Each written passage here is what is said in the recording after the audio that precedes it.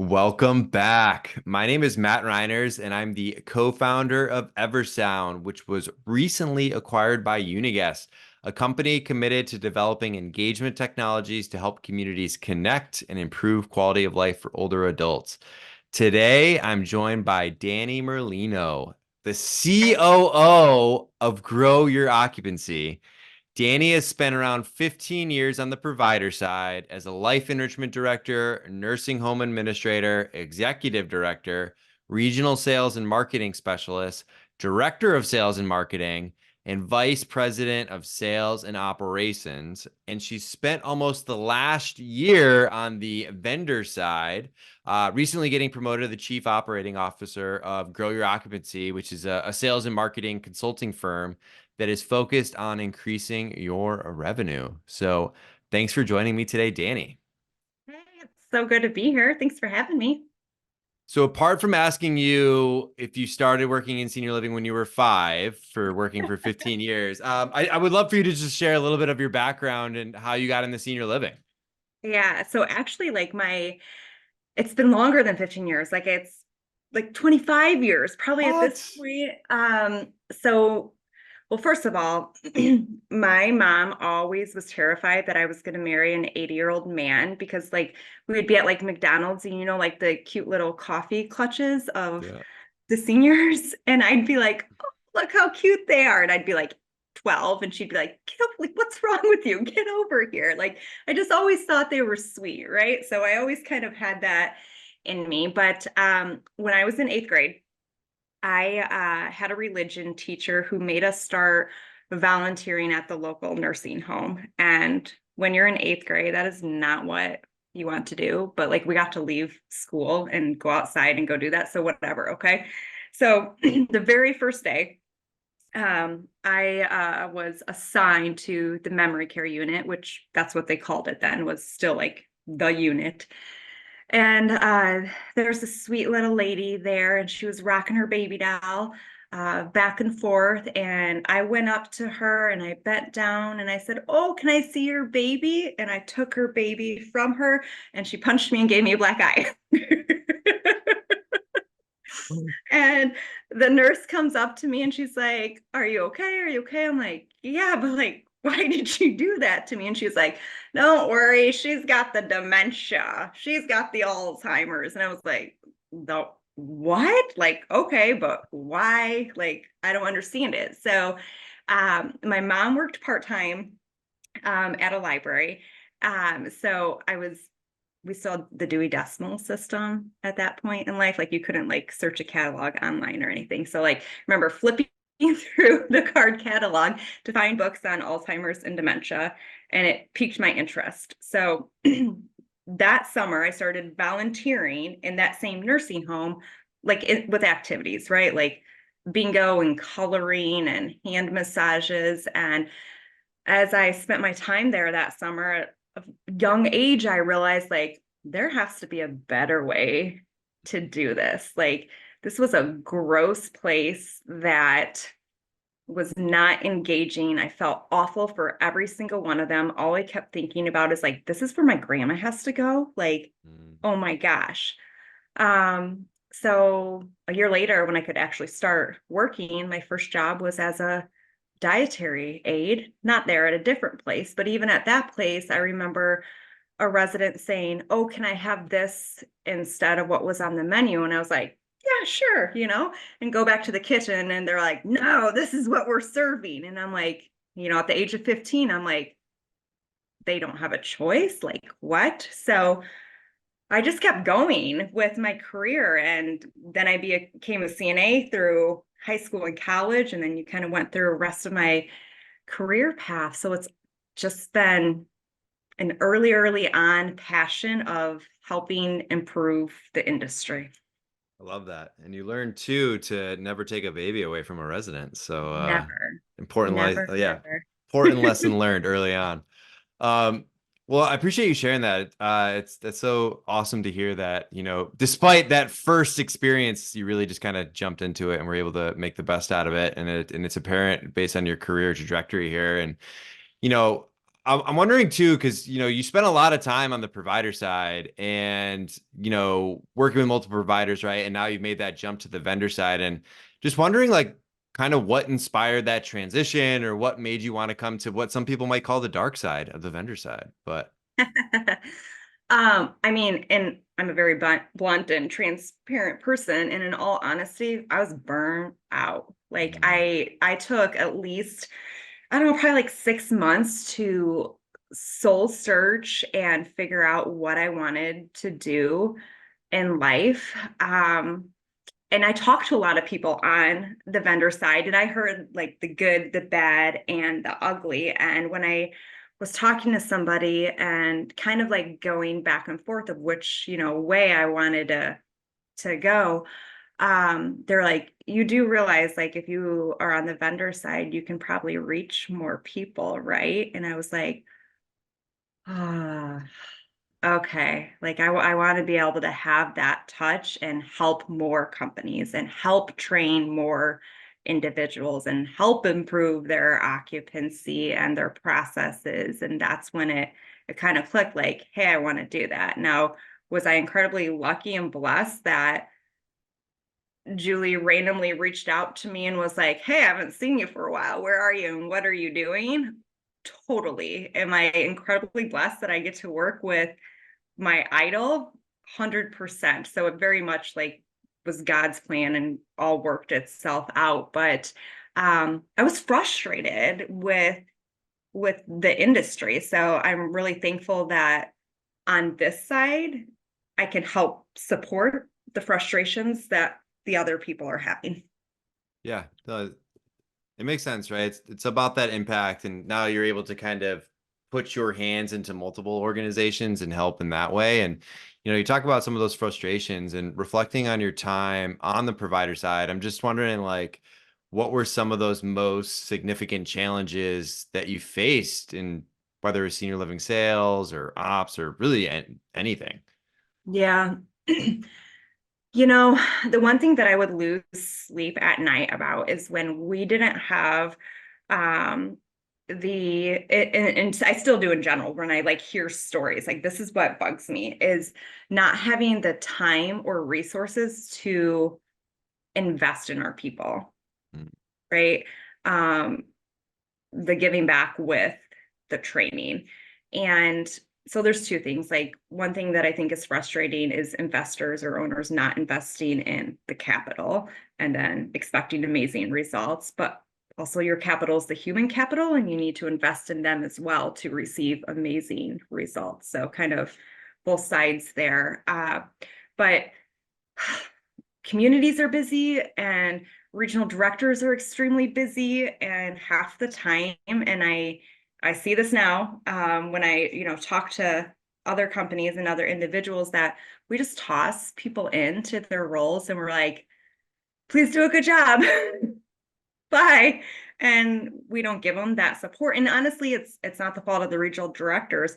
There's not time. Like it's you're running fire drills all of the time. yeah.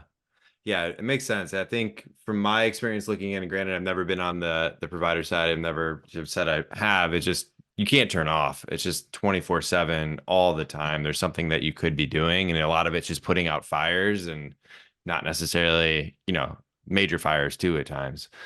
Mhm. And I'm wondering, so because now you're on the vendor side and able to kind of get a glimpse into multiple senior living providers. Are you finding that the challenges you face are common among all of these are providers? And if you have any examples, I'd love to hear about that.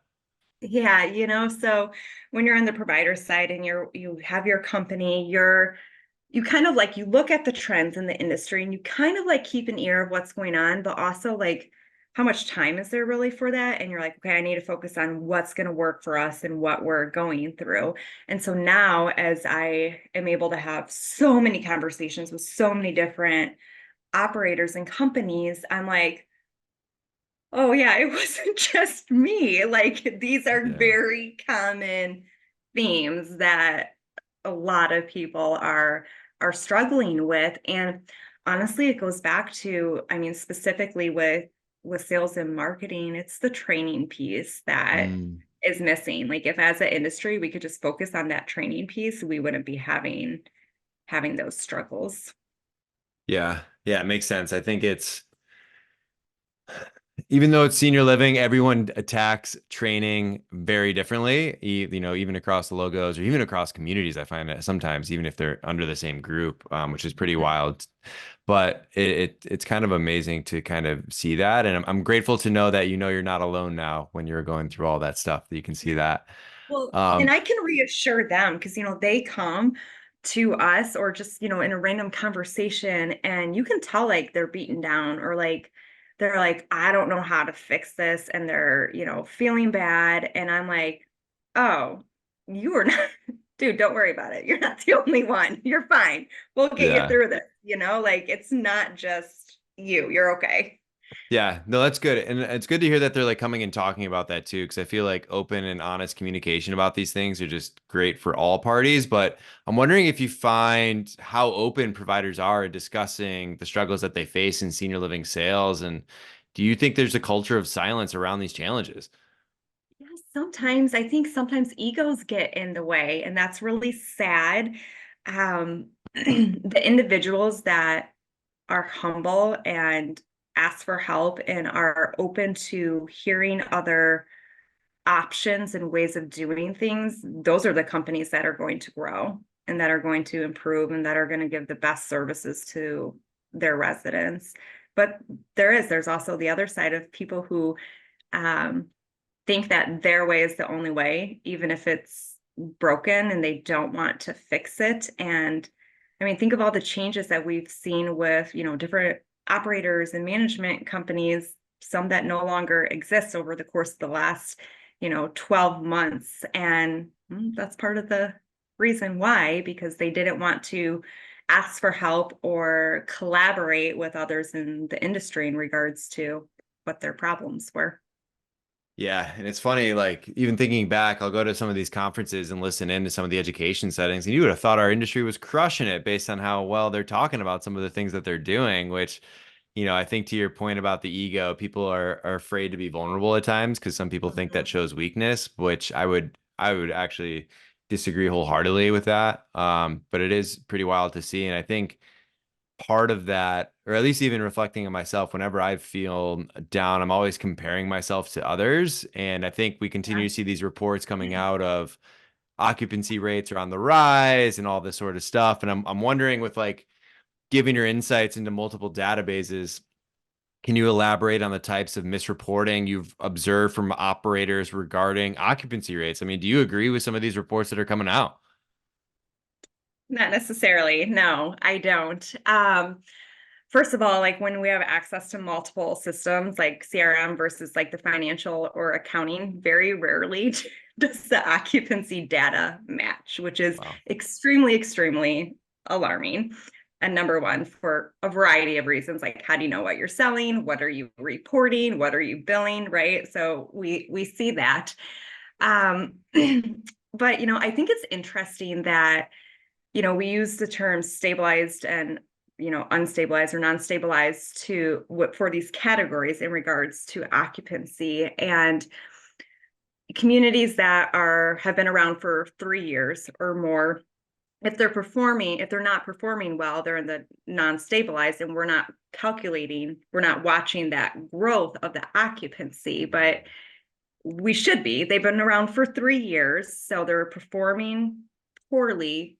We should be taking those occupancy percentages and actually including it in the stabilized communities. So like the numbers that we're seeing a lot of times are the well performing communities, the ones that are on budget, the ones that are on plan, the ones that are at 92% occupancy. So I think it's a little skewed.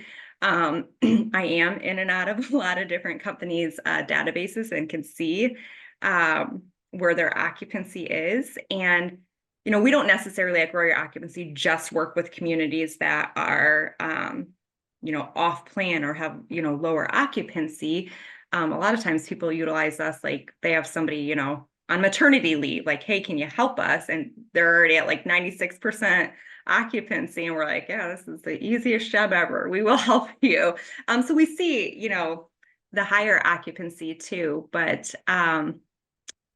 Yeah, I would say that it's probably inflated data for sure. Yeah. I feel like it's one of those that, not saying anyone's cooking the books or anything, but it's definitely one of Yeah, those ones that you want to report that you're doing better than you actually are. right. Especially when Is you're it on getting the hit. rise? It is, but Yeah. probably not at the rate that's being reported. Yeah, for sure. And I'm wondering as we talk about these sales and occupancy challenges, are you seeing any innovative solutions or strategies being embraced by some of these providers to kind of combat those? Yeah. So I just Grow Your Occupancy as a podcast, and I just recorded one with Diane and Marty from the Ridge Senior Living. I don't know if you know these two ladies or know about the Ridge Senior Living, but I'm pretty obsessed with them at this point in time because it's their culture. And so like companies, everybody's talking about culture, like it's a buzzword, right? Like we have positions for it now, director of people, director of culture. But the Ridge Senior Living took like an entire year to build their values. And they did like they reached out to their vendors, their residents, their family members, their team members, like had all of these working sessions to create their values. And within their values, they have an extremely hands-on approach with their communities. Like they're in and out of their communities on a weekly basis. Like they said to me, we were virtual before it was cool to be virtual. Like they don't have a home office. And I was Wow. like, they're like, we're in our communities. Like if we need to have a quote unquote corporate meeting, we're going to do it in our communities. So then we can spend time at our communities. So with that being said, specifically with the sales and marketing and communications team, that in itself, it's rare. A lot of companies, their regional directors are, if you can get to a community once a month, that's amazing. And then, they're in their community but they're on calls or financial calls or Zooms half the time. So although it may not be innovative, I think it's really rare. And I think it's something definitely that um, correlates with their high occupancy for sure. Um, the other example I have is we do a lot of work with Country Meadows, and they're all high occupancy communities. They're fabulous, fabulous, fabulous. Um, but they still utilize us, even though they're high occupancy, for sales training and coaching. Like they just continue to invest in their people. And so they don't really ever go backwards. And they really understand that like you have to practice your skills, like just like a sport. Like if you're high occupancy, you're at 96%, like really how much sales activity are you doing, right? Because you're not having to call 500 people in a Yeah. week to fill apartments, right? So they keep up their team members' skill sets with us over here at Grow Your Occupancy. And I think that's really, really smart. They do a good job. Yeah, that's awesome to hear. And yeah, I've known a couple of people from Country Meadows, and it seems like they got some good heads on their shoulders there to keep doing that. And it's a great point too. And I think there's a lot of value in working with groups like you guys because you're kind of bringing, you're in the consultant role. It's not just one person in the community group that might kind of be stuck in their ways in a certain way, but kind of bring in some fresh and best stuff into that. And I know you kind of talked about a couple of so far, but just wondering if you can share any other success stories or case studies where a provider overcame significant sales challenges by implementing a solution that you or your team might have suggested.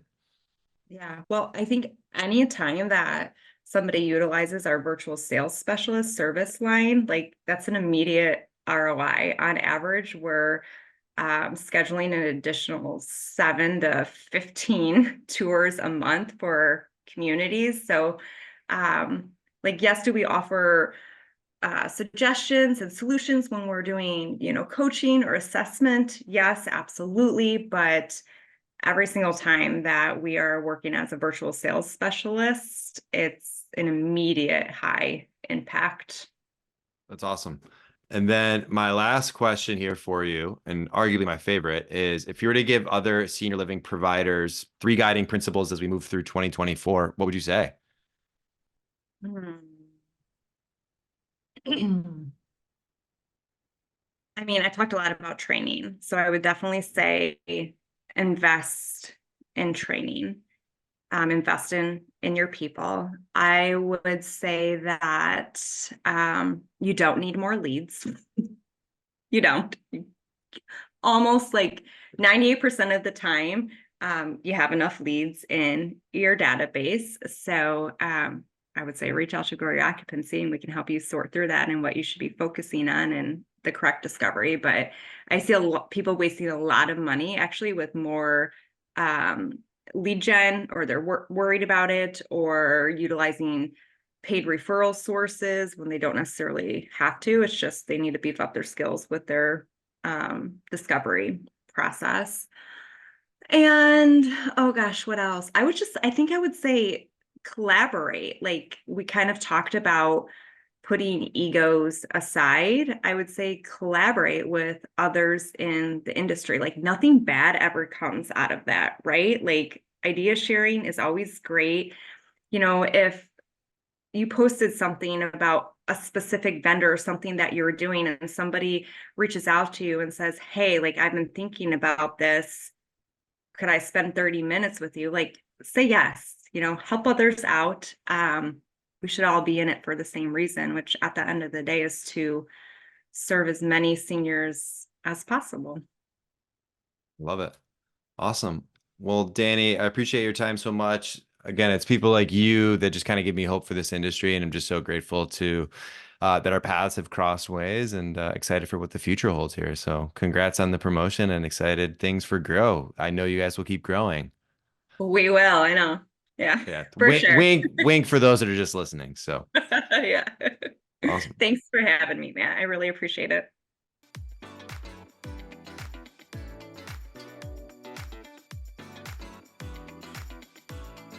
If you'd like to know when we post the next episode, make sure to subscribe wherever you're listening to this podcast.